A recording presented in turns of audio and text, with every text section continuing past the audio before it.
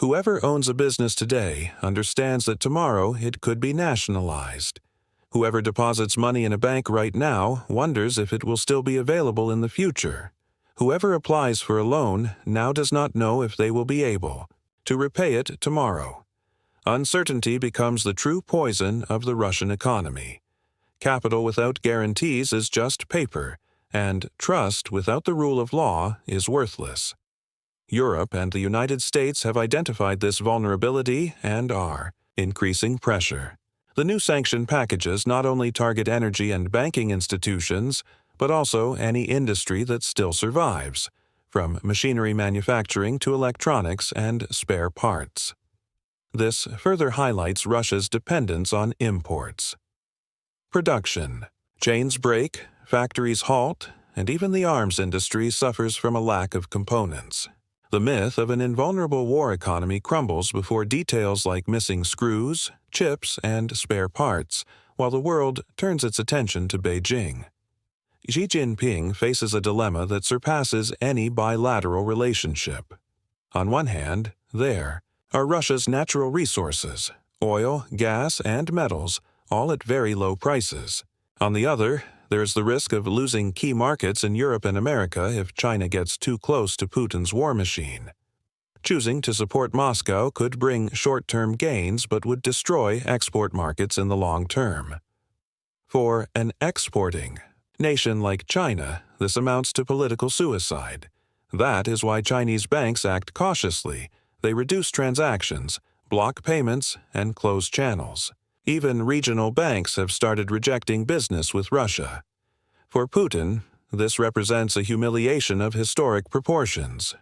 The man who presented himself as the architect of a multipolar world sees his most important ally turn his back on him. No photo with Xi nor handshake can hide that the flow of money is drying up. Moscow remains isolated, trapped between Western sanctions and Eastern reluctance. This solitude leads to the concept most feared by Russian leadership: bankruptcy, not only in financial terms but also moral, political, and social. The reality of this bankruptcy is reflected not only in numbers but in images traveling the world. Long lines in front of supermarkets, empty shelves in provincial cities, farmers unable to sell their crops due to blocked or too expensive routes. The so-called invisible tax of war passes directly to the population through rising food and energy prices. Gasoline costs skyrocket, electricity bills rise, and bread becomes a luxury good. For millions of ordinary Russians, this means living on the edge day after day. Meanwhile, the elite secures their wealth abroad, and the state confiscates properties within the country. Airports, logistics centers, and large agricultural corporations are absorbed under state control. The official narrative speaks of strategic security, but in reality, it is a plunder that destroys any hope of private investment. How could an entrepreneur plan anything when at any moment they can be stripped of their assets? This wave of nationalization also affects banks. Loans previously backed by private property lose their security value when owners disappear or companies come under state control. Thus, the banking system becomes unstable. Foreign investors only see risk, and the country sinks deeper into profound isolation. This is the well-known spiral where political strategy ruins economic reality. Those who think the Kremlin can compensate for these losses with patriotic speeches are thoroughly mistaken, because no matter how strong the words, they do not quell hunger or pay wages. Added to this is the military aspect. Every Ukrainian attack against refineries or industrial facilities not only reveals Putin's weakness on the front, but also the vulnerability of his economy. If a drone can fly 100 kilometers inside the country and paralyze one of the largest refineries, then no economic asset is safe. This is exactly what investors see and what China also understands. Why would Beijing invest billions if those assets could disappear in a matter of weeks? The logic is simple but devastating. Every dollar Xi Jinping sends to Moscow could be lost in the form of destroyed infrastructure. An economic black hole. Europe, for its part, takes advantage of this moment to strengthen its strategic position. Sanctions are legally secured to prevent lawsuits from oligarchs and sanctioned companies.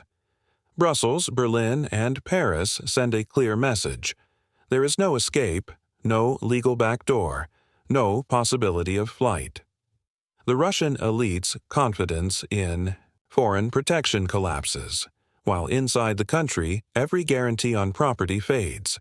For the super-rich, only escape remains, both physical and financial.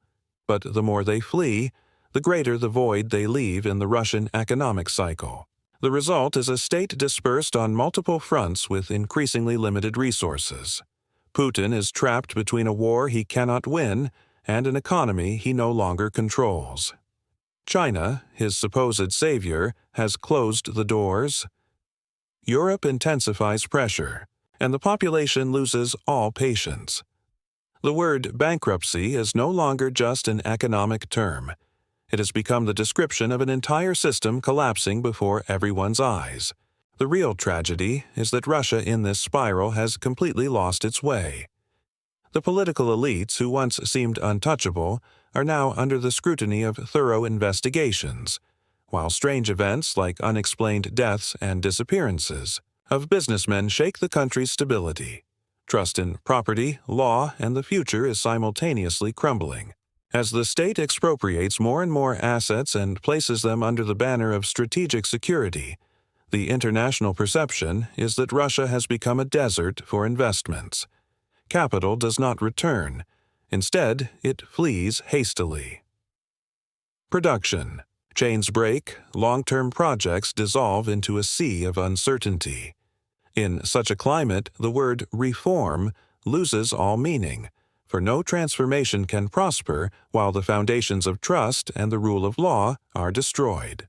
The day-to-day consequences are evident. Rising rents, higher food costs, and exploding transportation and energy expenses devour people's incomes.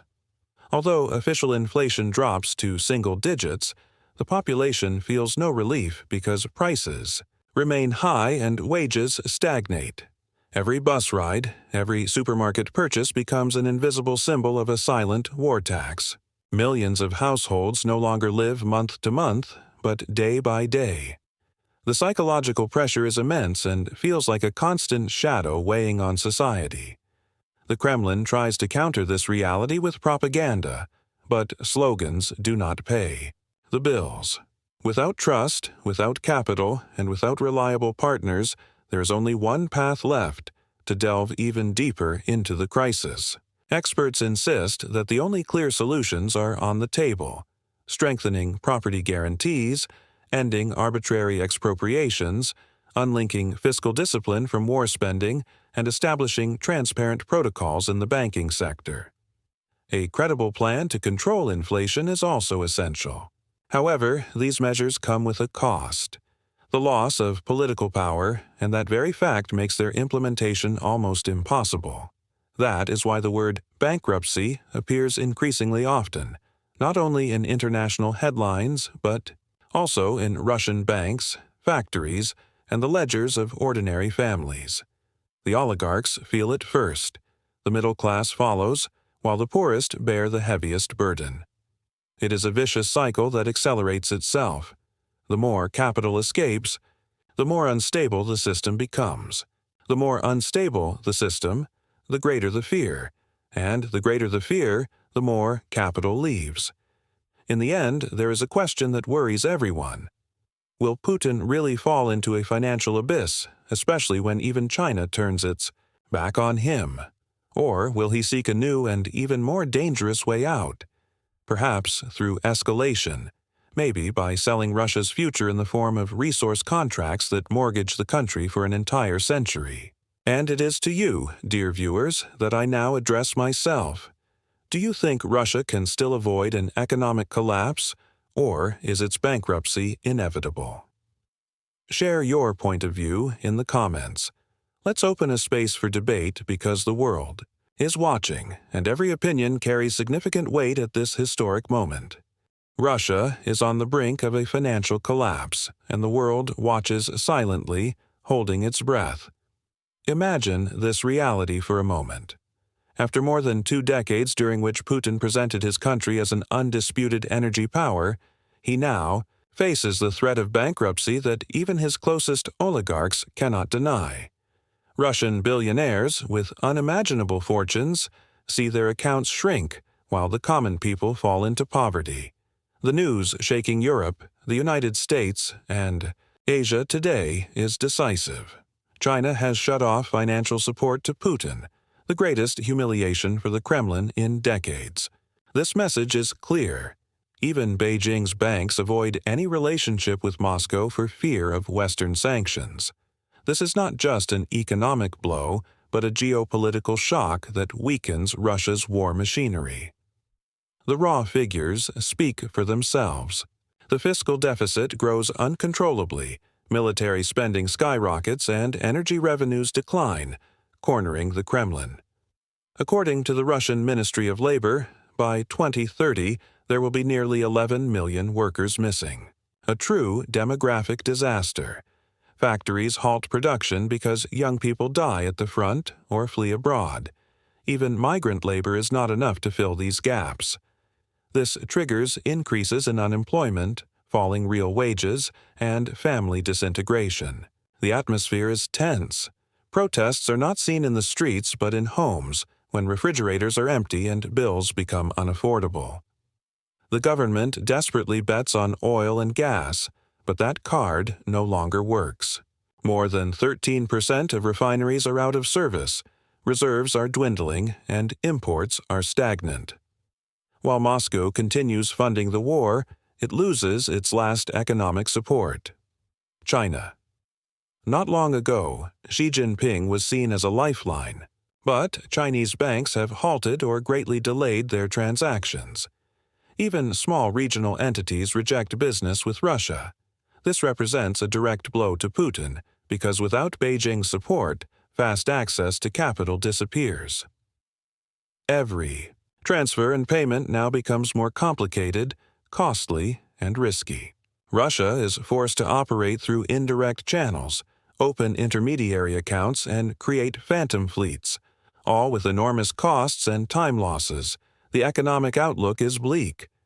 High war expenses, low energy prices, and expensive credit form, a triple burden that causes growth to fall. Investments freeze, domestic demand collapses, and confidence in the ruble erodes. As if that were not enough, a series of drone attacks by Ukrainian forces deeply strike the most important refineries within Russian territory. The attack on Novokubansk, one of Russia's largest centers, destroyed 41% of refining capacity in a single blow, and this has happened twice within 3 weeks. It is clear that Putin's most valuable energy facilities are not protected by either mobile artillery or air defense. This sends a devastating signal to both investors and the population. Even the last source of income is vulnerable. China watches this reality cautiously and shows doubts. If Beijing injected billions into Putin's coffers, Ukraine could counter that contribution by destroying equivalent infrastructure. For Xi Jinping, it would be economic suicide, as he would risk losses not only in Russia but also strong reprisals from Europe and the United States, punitive tariffs, reinforced military presence in Asia, and shrinking export markets. Putin's pleas are likely met in Beijing with polite silence. While Moscow sinks into its own quagmire, the internal crisis worsens. State spending on defense and security reaches historic levels, while social investments and infrastructure projects are canceled. Schools, hospitals, and roadworks are sacrificed to keep the war machine running. However, the bill is brutal. High interest rates, costly loans, and a fearful private sector that prefers to move its capital abroad rather than invest in Russia. Trust has been broken, and without trust there is no recovery. The oligarchs, who once supported with resources, feel the storm first. Luxury yachts stranded in London and Cyprus, bank accounts in Switzerland, all are at risk. Sanctions, asset freezes, and a new wave of nationalizations within Russia. Companies like major gold producers, airports, and agricultural corporations are expropriated by the state without prior notice. Officially, it is about strategic security, but in reality, it is a desperate redistribution that destroys any guarantee of private property. Who would still invest in a country where properties can be confiscated overnight? The consequences are dramatic: skyrocketing risk surcharges, capital flight, and indefinitely stalled projects. International investors withdraw, while even Russian entrepreneurs move their families and assets to safe jurisdictions. The key word is survival. In such an environment, the economy loses not only money but also its future. Paralysis, distrust, and a paralyzing weight prevail. Meanwhile, geopolitical tensions intensify. Europe tightens its sanctions regime, targeting not only energy exports but also maritime transport and insurance. Every new step Russia takes increases its costs and forces it to invent increasingly risky strategies to evade restrictions. Hidden fleets, shadow tankers, unclear and opaque trade routes. However, the more Moscow tries to circumvent the rules, the more expensive and fragile the entire system becomes. In the end, it is the Russian population that suffers the consequences, facing prices that keep rising, empty shelves, and a purchasing power that plummets. On the other hand, Ukraine's attacks directly hit the Kremlin's economy. Drone bombings that penetrate deep into Russian territory show that not a single refinery or production facility is safe. This turns every investment and raw material transport into a huge risk, almost like playing with fire. For China, which could be the greatest potential lifeline, this represents a dilemma. Entering Putin's resource business would mean risking billions, while Kiev, with each attack, destroys the value of those investments. This situation creates a new reality. Xi Jinping carefully analyzes his moves. Is he willing to jeopardize his trade relations with Europe and the United States just to support Putin's war? Punitive tariffs and military pressures, along with a severe break with Western markets, would be the inevitable response. That is why China maintains a cautious stance, offering only symbolic support without real commitment. Meanwhile, Putin finds himself cornered. His last card is Russia's strategic resources, which he intends to sell to China through contracts lasting between 50 and 100 years. But even this desperate measure seems to generate no favorable noise in Beijing. While the Kremlin tries to buy time with desperate maneuvers, within the country itself, an invisible rebellion arises, not in the streets, but in homes, in kitchens, and in people's minds. Families are breaking down under the pressure of rising costs. Refrigerators remain empty. Electricity and gas bills consume entire salaries. Although officially inflation seems to be decreasing, the reality is relentless. Prices are already so high that wage increases do not really alleviate the situation. The population first reduces spending on clothing and consumer goods, then on food, and finally even on medicines. This internal saving generates a dangerous downward spiral.